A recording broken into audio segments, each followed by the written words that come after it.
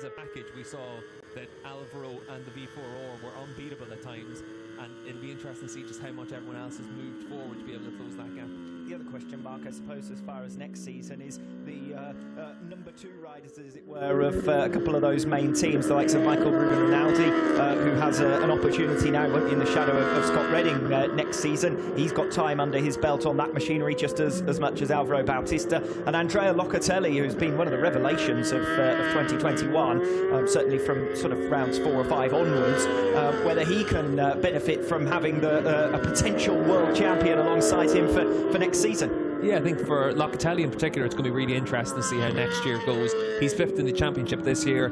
He's been a rider that's made such big steps forward since he came to the World SBK paddock. If you think back to when he jumped on a Supersport bike in Phillip Island last year, there was a sense that he had just washed out of the Grand Prix paddock, hadn't lived up to the expectations that people had for him whenever he was coming in as a Moto3 rider. Showed on the Supersport bike just how good he can be. He's done a really good job all the way through this season, but I think it's going to be harder and harder next year as well for Locatelli.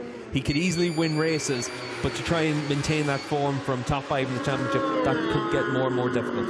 Yes, and we talk early almost about next season, but it won't be long until we are thinking about 2022. Ducati planning to get straight at it, and we're not far away from the first more formal test with multiple teams involved either. Yeah, Ducati testing Thursday and Friday in Jerez next week, so the team and the riders jump straight on a plane, get to southern Spain and get to work, and then for most of the rest of the grid, it's the 15th of December that they're looking to get themselves out on track. A little bit of time for a rest for them, but no time for a rest for Anthony. He's down in pit lane. Cheers, Alex. Down here with Leon Camia, the Team HRC garage here, and Leon, obviously a bit of a change of a chapter this weekend for the team. We'll have time to talk about next year in due course, but how have the guys felt this morning and now in first reaction for FP2?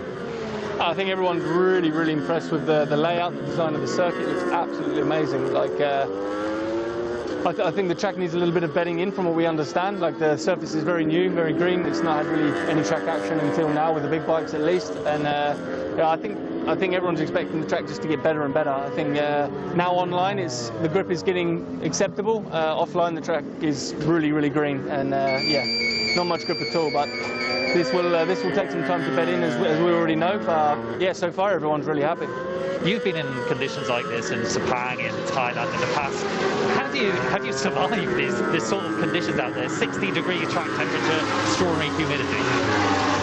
Big key is just to accept it for what it is. You know, you normally have a reference of how tyres are working on a circuit. You have to reset completely, understand the conditions are what they are, and just try and ride to what your feeling is, to what you feel you can do on the bike at the time. So it's quite difficult. You know, you have to really reset your brain and understand the track is different. It is what it is that day.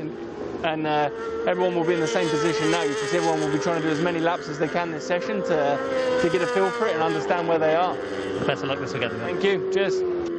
Anthony made a brief allusion there to a changing of the guard, as it were, at Team HRC, and of course that's a reference to the change of riding order from the 2 veterans, Alvaro Bautista and Leon Haslam, currently riding within that factory outfit, to a new look duo from the Grand Prix paddock of Iker Lecuona and Hafiz Shireen, who will be joining World SBK from 2022 onwards.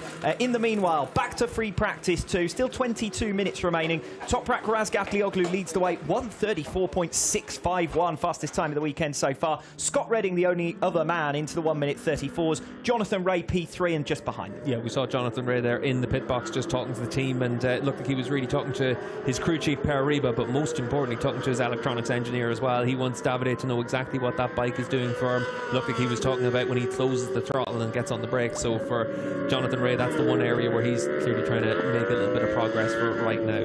Plenty of laps though put in by Jonathan Ray. Yeah, a dozen laps on that stint, and we saw the stint summary as well. There was a couple of slow laps. We obviously saw one lap where he sat up to let Toprak through.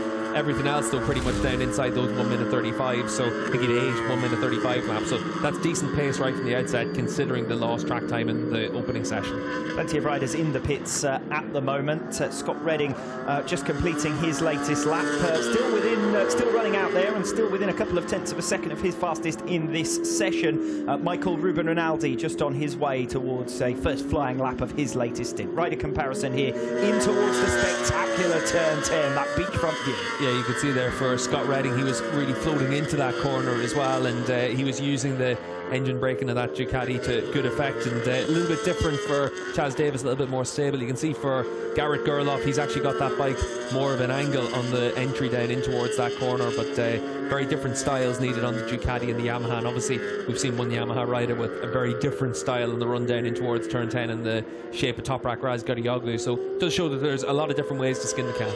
Every circuit has its iconic corner, doesn't it? We always talk about the wall in Aragon and so on and so forth, Phillip Island, well, all of them.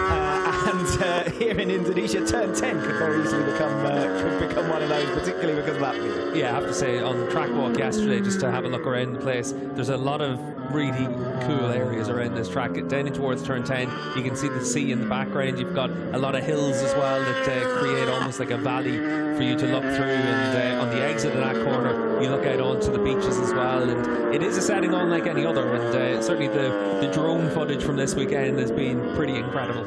Yeah, it's cool, certainly not in terms of temperatures, but in terms of your surroundings, absolutely no doubt about it. 20 minutes remaining in free practice 2. Toprak Razgatlioglu is the man to beat. The Ducatis are still out there, and Michael Ruben Rinaldi becomes the latest rider into the 1 minute 34s. Actually just picked Scott Redding as well up for P2 in this session. That's a good effort from Rinaldi. Yeah, Rinaldi, he's just putting in his 10th lap, and his teammate though, Scott Redding's been really busy in this session. 15 laps already for Redding, so he's getting a lot of useful information. Same as Garrett Gerloff, he's got a lot of laps as well in under his belt, so just a couple of riders really trying to get the miles in, understand how the tyres are going to react, and then try and use that to educate your decision for which tyre to use tomorrow. Just looking at the track temperature, it's again dropped another couple of degrees, so we're down around 50 degrees now, so it is coming down steadily as the afternoon wears on. We're around 3:30 local time now, and it is all about the cloud cover that comes in. We've also got a little bit more of a breeze here as well at this stage, so it's a little bit easier compared to what we had in this morning's session. Time for a little bit of formation flying for Toprak Razgatlioglu and Andrea Locatelli, who leave pit lane together. Yeah, we've seen this all the way through this season as well. They like to go out there and get some running together, particularly at the end of a free practice 2 session. This is when they'll try and do their longer run. Wouldn't be too surprised to see them stay out all the way through the rest of the session. It was funny to hear from Andrea Locatelli yesterday when he was talking in terms of trying to follow Toprak in the early stages of the season, having to say, slow down please, I can't keep up, so I can't learn anything from you. So we've heard from Anthony on a couple of occasions. Let's go down to pit lane from him again. Cheers, Alex. I'm here with Paul then in the Yamaha box, and Paul, well, both guys just went out now together, trying to work together, understand a bit about this Mandalika circuit. What's the first impressions been here from you? Yeah, pretty good. I mean, the layout's different. I think passing is going to be very difficult. The way the track kind of comes back to an apex always immediately after a corner, so especially in the last sector, passing is going to be challenging. But yeah, in general, it's an enjoyable track to ride, and you know, a few issues with the surface and some damage to the surface after FP1, but that's kind of new track blues, I guess, and improvements, I'm sure, as we go forward. What's the best way to not need to pass difficult tracks like that is to start from the front and judging Toprak's pace? That seemed like a pretty big possibility. We're surprised by the gap this morning. Yeah, I mean, obviously Jonathan had only made one exit. Educators traditionally take more time to get up to their own pace, refining their package. The Yamaha's very good, always out the box, and to be honest, the advantage we had in FP1 was Toprak is so good at learning tracks and so good at riding in slippery conditions. It's ridiculous. So yeah, we fully expected it to be, let's say, a normal session. So best of luck, Paul. Yeah, thank you. Yes, interesting to hear there that Paul's not taking any credit for Toprak's superb performance earlier on today. It's not that Yamaha are in a superb position or anything else, it's that Toprak is the man. Toprak is the man. He's been the man all the way through this season. We saw it in Most as well. Pretty much after only a couple of laps, he was down to lap record pace. And Toprak learns tracks quickly. A lot of these top riders do. They've got that mental capacity to be able to get themselves up to speed pretty quickly. And for most of these riders, when you talk to them, it's 4 or 5 laps and they've got themselves into a groove for knowing roughly where they have to be and what they have to do. What's interesting is someone like Scott Redding. I was chatting to him yesterday and I was asking him, Scott, what do you do to learn these tracks? Because he's had quite a few new tracks since he came to World SBK. And he said, I don't really do anything. I don't look at video. I don't look at track maps. Go go for a walk, and then I go out and ride it, and I get up to speed pretty quickly. And it is that adaptability that really sets apart the top riders. And